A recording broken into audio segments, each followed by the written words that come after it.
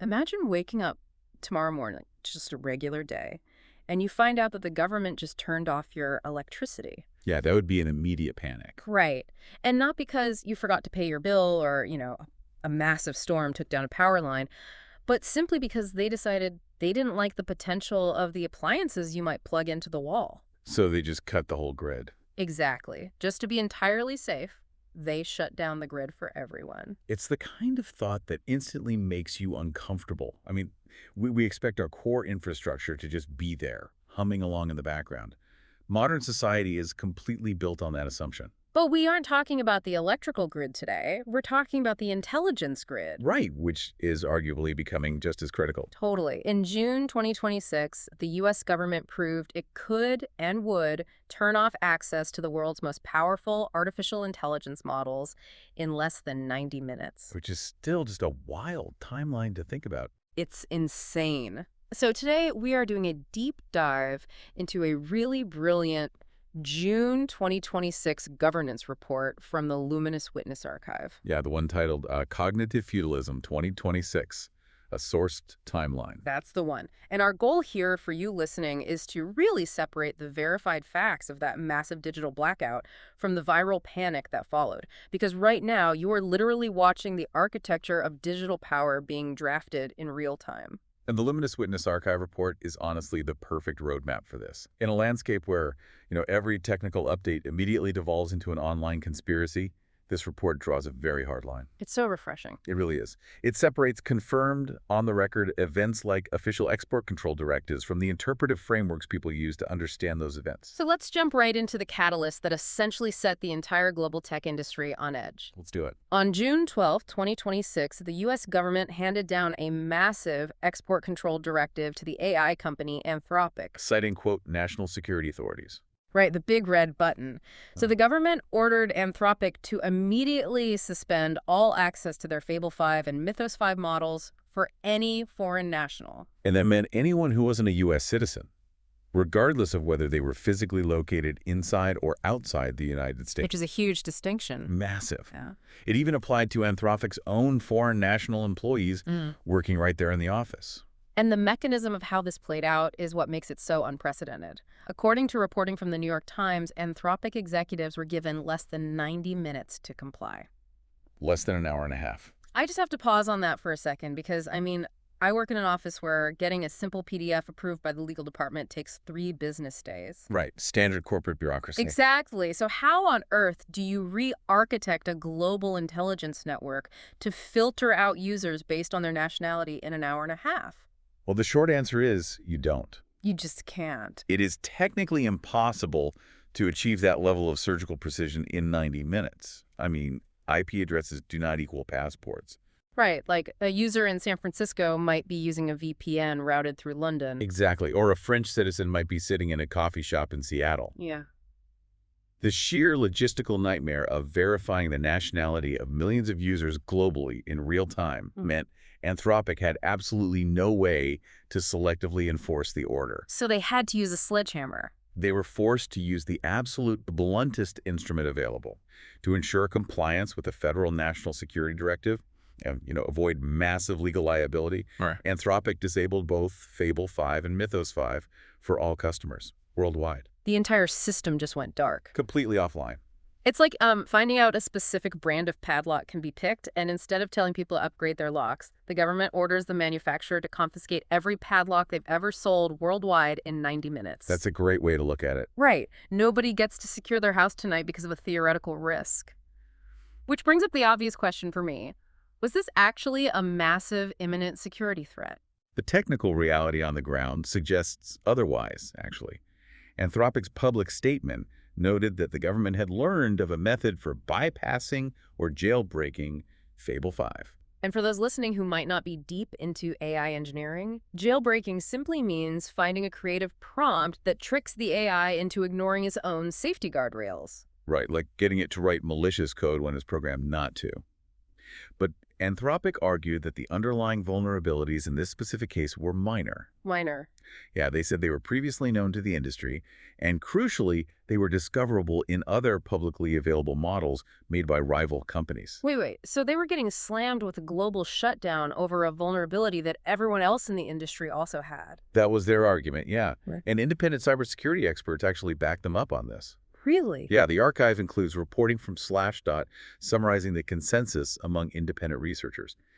They noted that the vulnerability identification behavior in question is incredibly common across all major rival models. So it wasn't just an Anthropic problem. Not at all. And in an ironic twist, these independent experts pointed out that having access to this kind of vulnerability testing is generally more useful to cyber defenders trying to patch and protect enterprise systems. Rather than malicious attackers trying to break them. Exactly. Knowing that makes the 90-minute deadline seem even more extreme. Like you can actually see the frustration boiling over inside the company. Oh, absolutely. The New York Times got a hold of internal Anthropic employee chat logs from during that scramble. You have engineers literally messaging things like, "Are we being bullied based on bad vibes?" Yeah, that quote really stood out. And another one asked, "At what point does this just feel like they don't want us to exist?" Well, and the administration's stated justification reportedly shifted during that 90-minute window, too. How so? Internal sources claimed it was initially described as a foreign access issue, and then it kind of morphed into a major vulnerability issue. Now, the White House officially denied unfairly targeting Anthropic. They stated on the record that they were continuing to engage with the company to address concerns. But, I mean, if you're an executive at Anthropic and your flagship product is yanked offline globally over a standard vulnerability, it is very hard not to feel like there's a giant target on your back. It would definitely feel personal. Right. So if the technical justification for a global shutdown was that weak, why did the government bring the hammer down so incredibly hard on them specifically? To understand the why, we really have to look at the broader geopolitical context of 2026. The archive pulls in reporting from Fortune magazine that highlights a massive cultural clash. Okay, well, yeah. So about 6 months prior to the shutdown, back in April 2026, the Department of Defense actually labeled Anthropic a supply chain risk. A supply chain risk. They build software. What supply chain are they risking? Right, it sounds weird. It was essentially a bureaucratic penalty for a philosophical disagreement. Oh, interesting. The Pentagon was insisting on specific contract language, and reportedly, this language concerned maintaining human authorization over decisions regarding lethal force. Okay, that's heavy. Very heavy. Anthropic drew a hard ethical line and refused to agree to the specific framing the DoD wanted. As a result, the DoD utilized the supply chain risk label. Which I'm guessing is pretty bad for business. It functions as a massive red flag for any other government agency looking to do business with them. Let me push back on Anthropic for a second here, though. Is it possible the government isn't maliciously targeting them based on, like, bad vibes, but rather they're dealing with a $965 billion company that simply refuses to play ball? That's a fair point. I mean, Anthropic is prepping for a massive IPO. You were building infrastructure that could change the global economy. You can't just act like a couple of grad students in a basement and ignore Washington, can you? That is the exact friction point Fortune highlighted. Unlike most major tech players, Anthropic has explicitly refused to play the traditional Washington influence game. They don't do the lobbying thing. Right. They haven't made strategic political hires, they don't flood super PACs with political donations, and they actively avoid the public flattery that politicians often expect from tech CEOs. Washington insiders are quoted calling this approach politically naive. While Anthropic employees probably wear that as a badge of honor. They reportedly call it a feature. They want to be a purely technical, research-driven organization. But the reality is the era of slow-moving, hands-off tech regulation is over. Long over. The government has shifted to geopolitical hardball. The administration now expects proactive, highly cooperative partnerships. Especially on anything touching national security. Exactly. So when anonymous senior officials are leaking to the press, calling Anthropic CEO Dario Amodei arrogant and aloof for supposedly not being immediately available to the White House. Even though Anthropic went on the record saying he returned the White House's call in 75 minutes. I know, right? If returning a call in an hour makes you aloof, I'd hate to see what my friends think of me. It really just illustrates a fundamental incompatibility. The administration demands a tight, highly managed relationship where they have deep visibility. Anthropic's insistence on maintaining an arm's length, purely technical dynamic, is colliding head-on with those demands. So if Anthropic is the cautionary tale of what happens when you don't play the game, who is the model student? Well, we didn't have to wait long to find out. No, we didn't. To see exactly what kind of relationship the government actually wants, we just have to look at what happened exactly 2 weeks later. On June 26, OpenAI launched its next flagship model family. Right. Collectively known as GPT 5.6, which included the models Sol, Terra, and Luna. But they didn't launch it to the public. No, they absolutely did not. This was a highly controlled, government-gated, limited preview. Access was restricted to roughly 20 partners. And those partners weren't just picked out of a hat by OpenAI. Not at all. They were individually approved by the U.S. government. We keep tossing around the term frontier AI in this space. And for you listening, that basically means the absolute cutting edge. The systems pushing the boundaries of what AI can currently do. Not the standard chatbots answering customer service emails. Right. And here, the frontier was closed to the public. It established a massive new precedent. It was the first time an American AI company launched a frontier model under a state-managed access list. Which goes so far beyond the voluntary pre-release safety reviews that were set up earlier in the year. Oh, completely. The reporting indicates the pressure for this came from the very top of the executive branch. The Office of the National Cyber Director and the Office of Science and Technology Policy were heavily involved. And didn't Commerce Secretary Howard Lutnick get involved too? He did. He actually called OpenAI CEO Sam Altman directly, warning him against proceeding with a normal launch without sign-offs from additional agencies. Earlier, I compared Anthropic's situation to boarding up a hardware store. OpenAI's situation is like moving from a public highway to a private toll road. Only it's worse than a toll road. Because on a toll road, anyone with $1 can drive. Exactly. Here, the government is running a background check on your license plate before they even let you buy a car. OpenAI clearly recognized the optics of this too. They released a public statement trying to distance themselves, stating explicitly, "We don't believe this kind of government access process should become the long-term default." Yeah, they were trying to cover their bases. They argued, much like the cybersecurity experts did with Anthropic, that gating the models keeps the best tools away from regular developers and the cyber defenders who actually need them on the front lines. But the contrast in the mechanisms is just glaring. Anthropic gets hit with a blunt, forced suspension of already public models. OpenAI agrees to a staggered, partner-only preview where the state personally reviews the VIP guest list. It really feels like the administration is actively trying to establish a blueprint. They want a managed, repeatable process where the state is the ultimate gatekeeper for frontier intelligence. Which brings us to the overarching analytical label the Luminous Witness Archive applies to this entire phenomenon. Oh, right. Let's get into this. They call it cognitive feudalism. That is a heavy, loaded phrase. It is, and the archive authors are very careful with it. They explicitly remind the reader to separate the facts from the framework. Okay, break that down. So the 90-minute takedowns, the export controls, the government-approved 20 partner lists, those are confirmed on-the-record facts. Cognitive feudalism is the interpretive lens the researchers are using to understand the societal impact of those facts. It described a systemic shift toward state-managed access to intelligence. Yes, precisely. Let me play devil's advocate here because I think a lot of people listening might be wondering this. Sure, go for it. We have been told for years by these exact same tech companies that these frontier models are incredibly powerful, potentially dangerous tools. Right, the whole existential risk narrative. Yeah. So if they are as capable as advertised, isn't some level of strict control necessary? You don't let just anyone buy weapons-grade uranium. Is it really feudalism, or is it just basic common-sense national defense? It is a vital pushback. Yeah. And you're right, national security inherently requires controlling highly asymmetric assets. However, the reason the archive researchers chose the specific term feudalism is about the systemic outcome of that control. The long-term effects. Exactly. Think about historical feudalism. A king or a handful of lords control all the arable land. Everyone else is a peasant working that land, completely dependent on the lord's permission just to survive and participate in the economy. The lords own the resource, the peasants rent it. Exactly. If cutting-edge intelligence becomes a state-managed resource, it creates a rigid, permanent class system. You have the haves, the government-approved corporations, the defense contractors, the 20 pre-approved partners on that VIP list. And then you have the have-nots. Right. Everyday developers, small businesses, independent researchers, and unapproved global partners.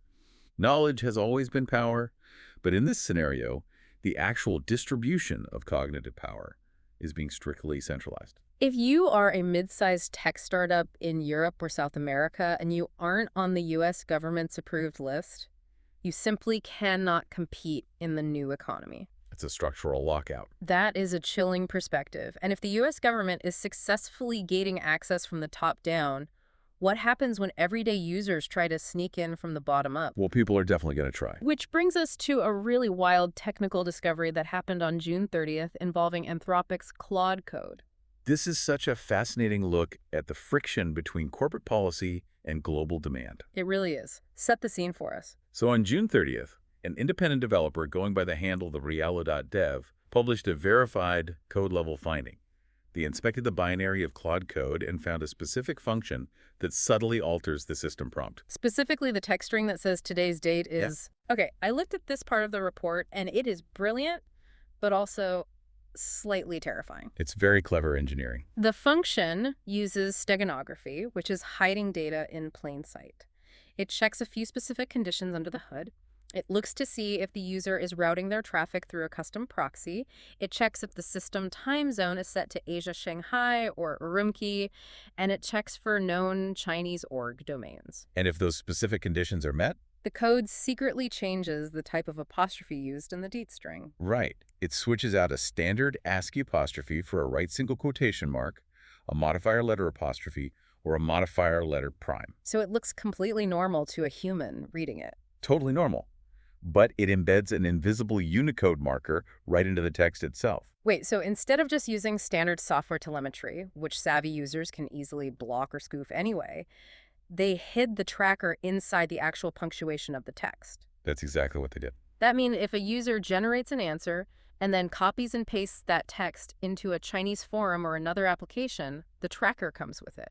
It travels with the text. Anthropic can just look at the raw data floating around the internet, spot their custom apostrophe, and instantly trace it back to the exact proxy server that generated it, allowing them to block it. It is brilliant engineering. Yeah. But I can definitely see why people found it incredibly creepy. Oh, 100%. The transparency critique is entirely valid, and that was the Rialo.dev's original point. It feels deceptive. However, if we look at the business logic behind it, it makes complete sense. Because of the unsupported regions? Right. Mainland China is an unsupported region for Claude. Anthropic has publicly acknowledged that strictly enforcing this policy costs them hundreds of millions of dollars in potential revenue. But there is a massive gray market of API relay and resale platforms operating in China. And for listeners who might not be developers, an API is basically the digital tunnel that allows other software to plug directly into Anthropic's brain. Good way to describe it. And these gray market resellers were essentially building massive, unauthorized tunnels to sneak Chinese users in, blatantly violating the terms of service. Precisely. So this hidden apostrophe wasn't designed to track, like, a random teenager in Ohio. Right. It was a very narrow, specific digital fingerprint designed to catch massive industrial-scale proxy circumvention. It only activates when someone is actively trying to bypass the standard security gateways. But the technical reality is not what the internet reacted to, of course. Of course not. The spin was immediate. An account called InCyber Digest tweeted out the finding with the caption, "Breaking. Anthropic has embedded hidden spyware-like code in Claude code that covertly targets Chinese users." Notice the deliberate omission there. Yep. They entirely dropped the activation condition. They completely ignored the fact that it only triggers on custom proxy bypasses designed to break terms of service. They took a corporate anti-abuse fingerprint and reframed it as targeted geopolitical surveillance. And it gets worse. I saw another account, quote tweeted that framing and escalated into a massive philosophical thesis about AI alignment, literally calling the model an informant with a friendly voice. They took a Unicode apostrophe used to stop API scraping and turned it into a grand betrayal of human trust. It's just wild how fast that happens. And the Luminous Witness Archive report highlights this exact sequence to illustrate a critical psychological concept they call register drift. Register drift. Honestly, this might be the most important takeaway for you listening today. It really is. Register drift is a mechanism where a verified, low-stakes technical finding is shared online. And at every single stage of sharing, it is stripped of its original context. With every retweet, the language drifts further from reality. Exactly. Rapidly escalating into emotional, unevidenced claims. You can spot this in your own feed daily. An anti-abuse tool drifts into spyware, which drifts into an informant. It's like a digital game of telephone, but instead of the message just getting scrambled, it gets weaponized. That's a great analogy. The primary source, the actual inspection of the code, is entirely reliable. But the viral framing that millions of people ended up reading is completely unhinged from reality. Which is why we have to apply rigorous critical thinking, not just to the actions of the government and the tech monopolies, but to the outrage machine of the internet itself. So let's bring all of this together. Yeah, let's recap. Whether we are looking at the chaotic 90-minute forced global takedown of Anthropic's Fable 5 and Mythos 5, the pristine government-approved VIP guest list for OpenAI's GPT 5.6, or the viral panic over invisible apostrophes in Claude code. It's been a busy month. Seriously, Yeah. June 2026 showed us something undeniable. The friction between raw AI capability, government authority, and public trust has officially hit a boiling point. And you need to care about this because you're watching the foundational rules of the next century being written. Truly. We are moving away from an era where technology was broadly released to the public to experiment with, and into an era where access to the best tools is a matter of highly regulated statecraft. Who gets to use frontier intelligence and under what conditions will define the next decade of innovation and economic security. We started this deep dive talking about the government just turning off your connection to the power grid, dictating who gets electricity and who gets left in the dark. A pretty scary thought. Very. Yeah. And I want to leave you with a final thought to mull over today. If access to the world's most capable intelligence becomes entirely gated, strictly managed by national governments, and reserved for a select VIP list of approved corporate partners, what happens to everyone else? Who have-nots. Right. What happens to the independent innovators or the global citizens who fall outside those approved lists? When you make a critical resource artificially scarce, human nature usually finds a way around the barrier. It always does. So as cognitive feudalism takes hold, will we inevitably see the rise of a cognitive black market? That is a reality we're going to have to face much sooner than anyone thinks. Thanks for diving deep with us today. Keep questioning the narrative, and we'll see you next time.